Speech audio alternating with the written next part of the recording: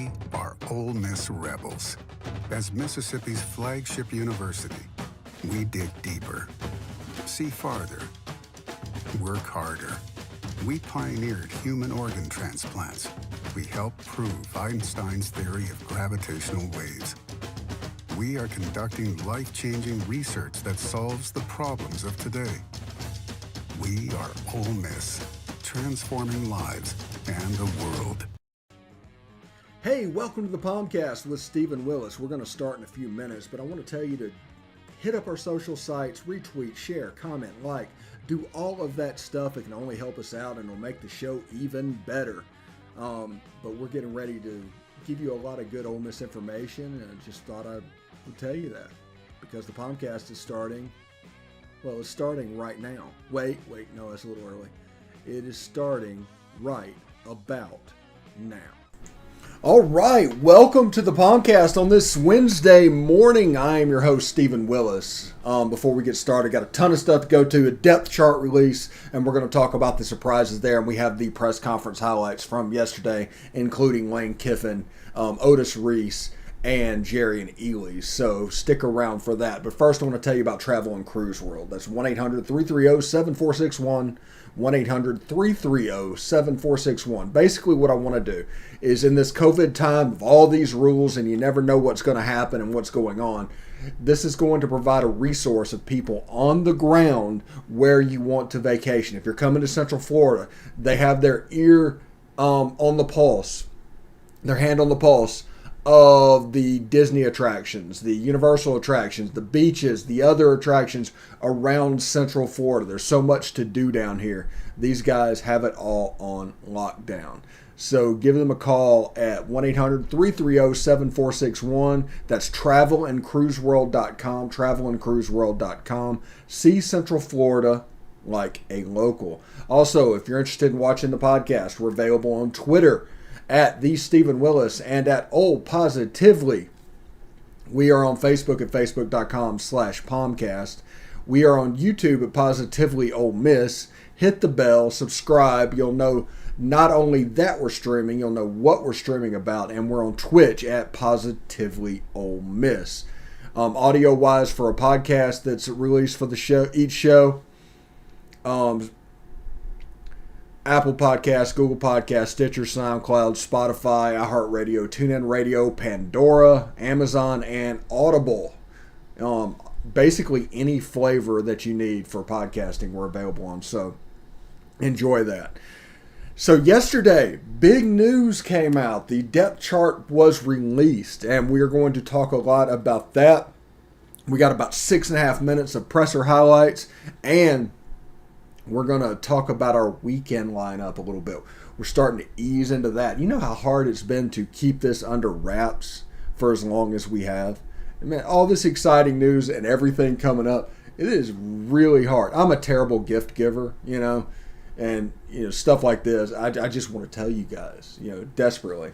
But we'll talk about that in the second segment. But first of all, the depth chart surprises. Braylon Sanders on the outside, that's not a surprise. That's more of a confirmation.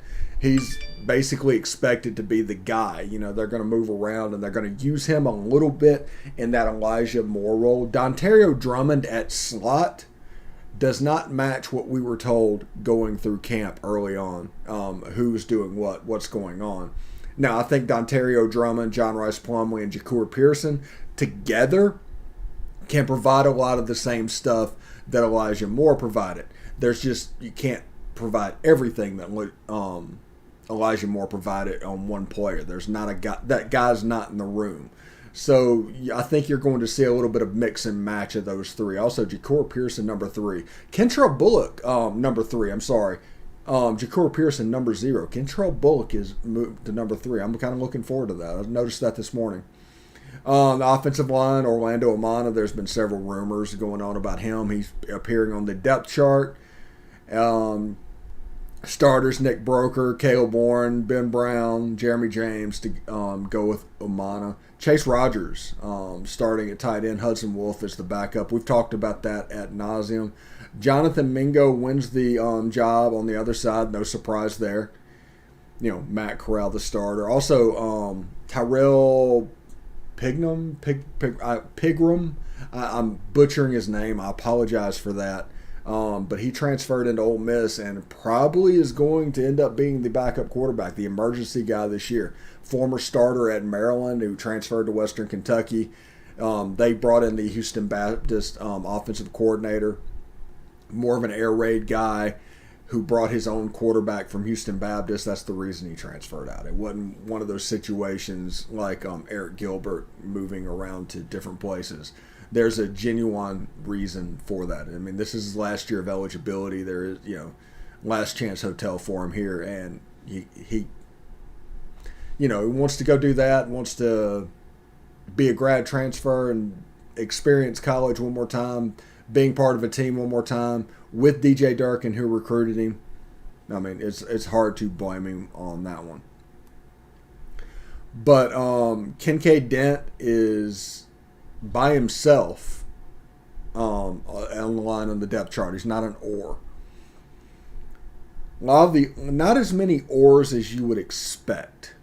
That's something I figured. I was expecting depth chart games that sometimes happens whenever a coach just starts doing ors on everybody and everything's going on. But this is pretty straightforward stuff if you're looking for it.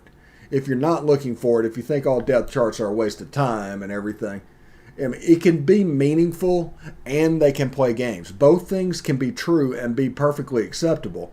Now, if you understand that, you can find the little nuggets of information that people want and people need, because there's been no depth chart stuff over the last month.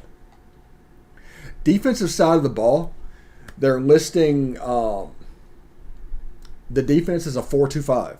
Last year it was more of a 3-3-5. I think personnel-wise they're doing this a 3-3-5. So what that entails is Sam Williams playing with his hand down. Now there might be a situation where the 3-4 looks like a 3-3-5 looks like a 4-2-5. We talked about the defense ad nauseum, but I think it might be a statement of intent. Only 2 linebackers on the field. There's ors on both of them. So we don't know who's going to go out there until the game starts. Lakeem Henry or Mark Robinson at outside linebacker. That would be traditionally the Sam, I believe. And middle linebacker Chance Campbell or Momo Sanogo. So you got 4 guys that are basically co-starters at that point. I think they're all play. But that is something to keep an eye on. One of the cornerback positions, Jalen Jones or Miles Battle. Jalen Jones or Miles Battle. Also, Keydron Smith. Everybody talked about him being free safety. He's apparently a backup at strong safety, and that's fine. That's just not what we'd heard. He's backing up Jake Springer, who changed his number to number 1. Otis Reese changed it to number 3. He's playing at nickelback. Starting there, his backup is Tyler Knight and Tysheem Johnson, who is our pick to break out from the freshman class this year, playing that position. DeAndre Prince is listed as an or with Dean Leonard. AJ Finley starting free safety. That's kind of expected. Kicking off is going to be Caden Costa. So you'll get to see him if we kick off the very first play of the season. Place kicking, though, is Caden Costa or Kel Nation. So it's still competing. There's still a little bit of like what's going on. Mac Brown, the punter. Mac Brown also the holder. Kickoff returns Jared Ely. Punt returns Jonathan Mingo. That's kind of interesting. I'm looking forward to that. I think Mingo returned a couple of punts in the Outback Bowl. Or maybe it was the LSU game. One of those last 2 games last year, he went back there. But he's at 6'2", 225 returning punt. So I'm curious to see how this is going to go. But the surprises on the depth chart would probably be Dontario Drummond in the slot, Cedric Johnson over T. Tisdale, and Jalen Jones coming back from his injuries to actually take the lead at that corner position, a player that's moved around a little bit. Jalen Jordan, by the way, who played strong safety last year, moved to free safety with A.J. Finley. That's another surprise. But I'm looking forward to seeing Jake Springer. I'm looking forward to seeing Otis Reese. I want to see what those corners look like against this team. They're playing against a team with inexperienced wide receivers. So knowing that, it probably affects your game plan. All right, we are going to do the presser highlights, and after that, we will take a short break and talk after that about what is coming this weekend. So stick around. First, technically real in-game, in-season practice and preparation today for Louisville, although we got started last week. This is a really good opportunity for us to play on the national stage. I think the only game going on at that time. So very challenging with an offense that's, can do both. I think in the last 2 years, I think there's only 4 or 5 teams that average over 200 yards a game on the ground and throwing. They're one of them. So they present a lot of challenge there with a very good quarterback that can make a lot of plays with his arm and feet, and a very veteran offensive line. The other side, they're multiple in what they do. Give you protection issues, trying to figure out where everybody is. And so, challenging opportunity for us. And still a lot of work to do this week. And we're trying to get our guys back health-wise. So today was a walkthrough versus a normal Monday practice, because I thought we looked really tired in our mock game, which is kind of normal after that camp. So hope they'll be on the way back for an exciting matchup. Through camp, we did that a lot with me and Henry, and we excelled at it, and we look forward to being in a game plan. The chemistry, the whole 9 yards all around, the chemistry, the way God understanding the defense, the concepts, it's the whole 9 yards. Guys playing together, playing fast. Gonna be really excited. Well, we won 69-0, so that would be cool if a real game went like that. We gave up 1 first down on defense. So I know that you would assume that's how they all are. It isn't necessarily always that way. We've struggled at times in mock games on one side of the ball before. So that was good to see.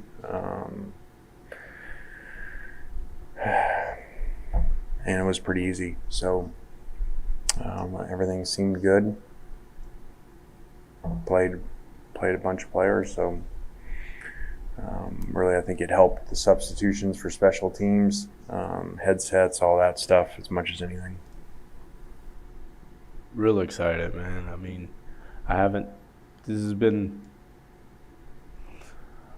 I've set out in the spring one time, and that was my 9th grade, going into my 9th grade, my freshman year of high school. And I was miserable then, and I was miserable now. So to get back on the field and, play a game with fans in the stadium is going to be unreal, and it's going to be a good show that I'm going to put on. No doubt about it. Coach been coaching a long time, so he know the in and out of the game and like how things should go.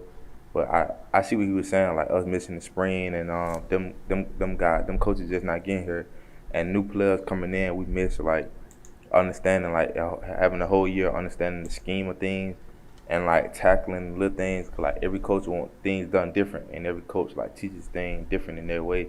And just having a whole year on the Coach Durkin and Coach Prosper belt, I think the defense we real comfortable. We just ready to go out there and execute. Well, it's been unusual just because the mock game fell on strange days too, because we had to do it at night so we could get used to a night schedule, and we don't do morning classes, so it would have been too hard to do Monday night, which really would have been when it would have been, which today is actually Tuesday. So you can see how it gets confusing. So we basically played a game that's on Monday that normally are on Saturdays on Sunday. So we're a little bit out of whack that way, and so we just really talk in days of what it is. And so today was the first of 2 Mondays for us from a preparation standpoint, practice-wise. So I think it'll get easier as the week goes. Everybody been saying that. I don't know why.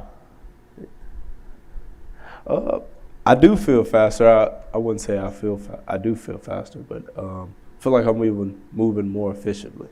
It's taking me less steps to get places, and that's the name of the game, chew up grass. Yeah. So coach them doing a great job. Our scout team been doing a great job of giving us the look that Louisville gonna give us. So in the game, we'll be prepared. They probably do a couple things here and there that we haven't seen, but every the stuff the coaches put together, it's nothing we never seen that we seen that we could practice. So guys, you got to go out there and execute at a high level. Well, a lot, because you throw the ball really well, but then takes off and runs. Very challenging to contain him. So there's a lot of challenges with that. That's why, in a perfect world, you want unathletic quarterbacks to play against. So when you cover people, they can't, bring another dimension. That's absolutely true. You want the statuesque quarterbacks that was all the rage back in the NFL days as who you're going against, because you can predict what they're going to do. It's amazing how much Michael Vick and Randall Cunningham and those guys changed football, because without those guys and those guys doing what they do, it might be a situation where it just sits the same way, and you got those statues back there. I like Dan Marino. I love him. I had a number 13 Dolphins jersey growing up, but he was the statue. He was the prototypical drop back passer that could not move. Once you could do the stuff that he could do, throwing the ball and run the ball, you've got a special quarterback, and you've developed what we've developed into today. So I'm pretty excited. I'm ready to go. I'm ready to go. I'm ready for games to start. I'm ready for the ball to be on the tee. I know Monday is going to take forever to get here. It absolutely is. But coming up after the break, we're going to take a short break in just a second and tell you basically how you can deal with that little bit of sadness and that delay, because we got videos all weekend. You can wake up to all kinds of stuff. It's amazing. And at that, Sunday, we're going to go and do our week 1 review show, where we basically talk about Thursday through Saturday and everything that's going on, the major storylines that are on our mind then. It's going to be a 10-minute video, something you can just boom, boom, boom, spit out it whenever you're at work.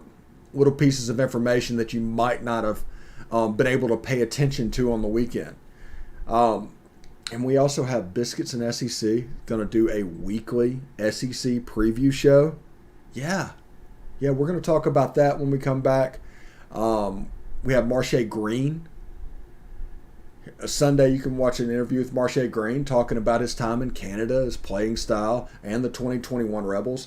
And Monday morning, we have a game preview with Cameron Teague from the Louisville Courier-Journal to talk all about the Louisville Cardinals, so you can be up to speed. If you're driving to Atlanta, we got you covered, because all these are in podcast form as well. So it's going to be a lot of fun, and we're going to do a lot of cool stuff, because that's the whole thing. I'm trying to have fun doing this.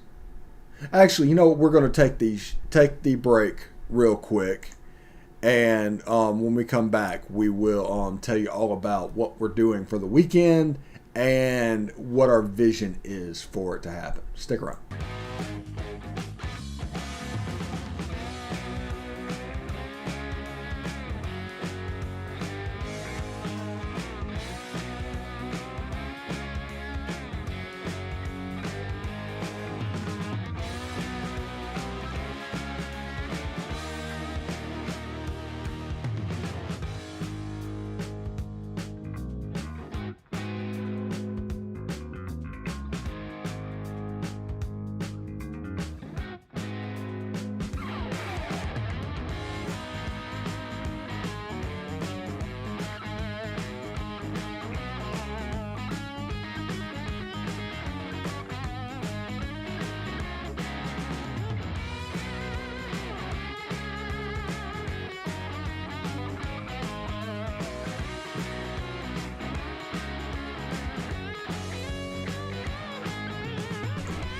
All right, welcome back. Hope everybody's having a good time. I'm Stephen Willis. Welcome back to the POMcast, where we're going to talk a little bit about our plans for the season today. It's going to be a lot of fun.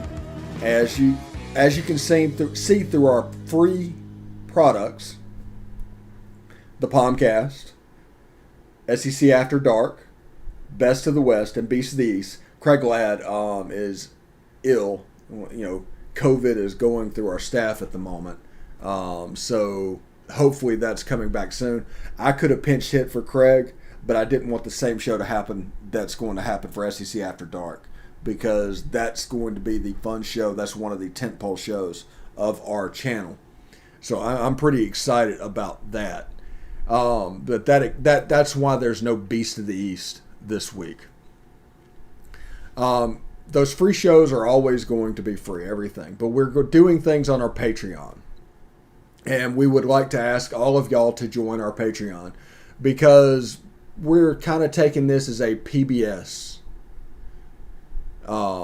Because of generous contributions like we're kind of thinking of it like that. So we have the SEC Weekly Preview. Patreons get early access, but everybody's going to have access to it at 6 o'clock in the morning, Eastern Time, Saturday morning. That's the SEC Preview show.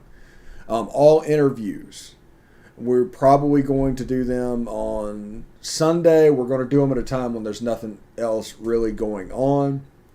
But Marche Green is available on Sunday. Monday morning at 6 a.m. Eastern, you can catch the game preview that we did with Cameron Teague, talking all about Louisville, get you completely up to speed with everything Cardinal related before that game. So those three things, we're looking at doing that. We have Biscuits and SEC. They've come on board and they are offering to do a weekly show. This is going to be our version of SEC Nation, to where they talk about all the games going on in the game. We're going to release it at 6 in the morning. You can on-demand it. If you're going to the game, the podcast form will be there. You can put that on the radio and listen to it and all the stuff. Listen to that, SEC After Dark, and you're going to be good if you're going to Oxford, if you're going to Atlanta, wherever you're going. This should tide you over nicely. We're going to do the review show. I enjoy doing the review show. It's about 5 to 10 minutes of the major storylines of the preceding football weekend. So Sunday, we will do it on Saturday to Thursday, talking about the things that need to be talked about, things that caught my attention over the weekend, things that I paid attention to. Not necessarily the things that the mob is paying attention to or the crowd is paying attention to. It's the things that I'm paying attention to, what got my attention. So that'll be the review show on Sunday. And that's really what the weekend lineup looks like. We're going to try and find somebody to do a game preview each week. It's going to be really hard after the for the Austin Peay game. Understand that. I tried for 4 months to get somebody to talk about Austin Peay, to preview it. Couldn't find a soul. I think Corey is hooking me up with a person that does FCS football with the Believe Network, so hopefully we can just talk about Austin Peay there. But just understand that. But we'll have Biscuits and SEC talking about everything that's going on. I think September 11th is the Arkansas-Texas game. They got Rice in week 1. So it's like a nice Southwest Conference schedule for them. If after Texas they'd play A&M, it'd be perfect. It'd just be absolutely perfect. Throwing Houston in there, maybe a little SMU. Oh, man. I'm a big fan of the Southwest Conference. Love the Southwest Conference. I think the Big 12 should rebrand itself as the Southwest Conference. Whenever this is over, whenever the Big 12 expands, drop that name. The Big 12 name is toxic. Go back to the Southwest Conference. Reform. Handle your business. Do whatever you need to do. I want Houston. I want Rice. I want SMU in that conference. And with Texas Tech and Baylor and all that, just recreate the Southwest Conference. Sure, there's no Texas. There's no Arkansas. There's no Texas A&M. I get that.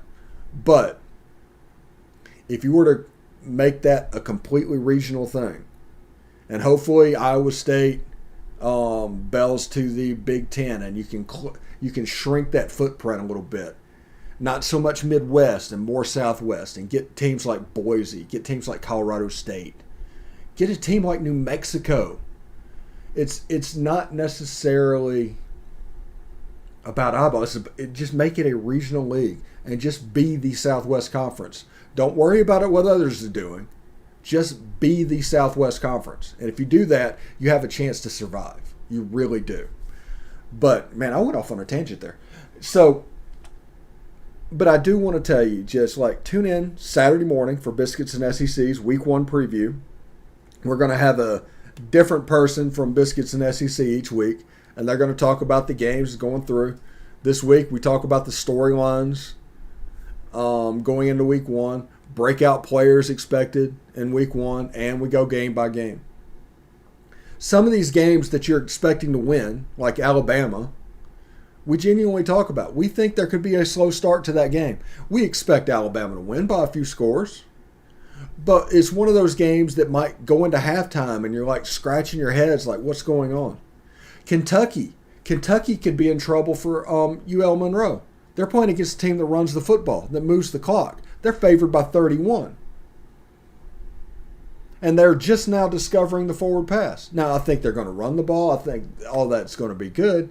But there's a chance for a little bit of a hiccup there. Now, I think Kentucky's going to win the game. That's not what I'm saying. I'm talking about that 31-point spread. Same thing goes with Auburn being favored by 37. 45-7 is required to cover. 38-0, 45-7. So if Akron can score 10 points, that line is almost out of reach. So can Akron score 10 points? New defense. Derek Mason calling the shots over there. There's plenty of opportunity for a hiccup. Absolutely. There's just huge lines. Tennessee 31, I think, over Bowling Green. We didn't touch that one for SEC After Dark because on the pick'em because the game's Thursday and we 6 Saturday. But think about that game. 31 points. With as much as they lost on defense. Let's say Bowling Green scores 17. Well, now you have to score 48 to cover. We just reached an era where you can't count on just completely shutting down the other team. So whenever a line like this happens, like I could see a 48-17. I mean, I could see that in this game. It's just huge numbers early in the season scare me to death. It just really does. So tonight at 8:30, chat will be open. Tweets After Dark will be open. Lines will be open for SEC After Dark with me and Corey Burton and Jeb Beecham. Tune in for that. Tomorrow we'll be back with another POMcast, and then we'll kind of get ready for the weekend. And we've got like Saturday, Sunday, and Monday videos already scheduled. They're already in the bank. They'll be ready whenever you need them. So when you're driving to Atlanta or wherever you're going, all this stuff will be there for you, including if you're going to Atlanta, the Week 10 review show. The diversity of this channel and what we're doing is what's going to make us stand apart. Everything's SEC football, Ole Miss football. We're not trying to be divergent in what we're covering. But we are trying to get different perspectives within what we are covering. Biscuits and SEC for the SEC. And then me, Corey, Jeb, SEC After Dark. Then Best of the West, Jake and Kevin. Beast of the East, Craig and Corey. All these different perspectives of what's going on to go along with the Ole Miss perspective, which I think I have a pretty good handle on how that should go. So I'm pretty excited about that. But want everybody to tune in tonight, tune in tomorrow. Have a good time. Be safe at games. But most of all, enjoy week 1 of college football. We finally made it. This unbearably long off season is finally over. So we'll see you tomorrow. We really will. See you tomorrow.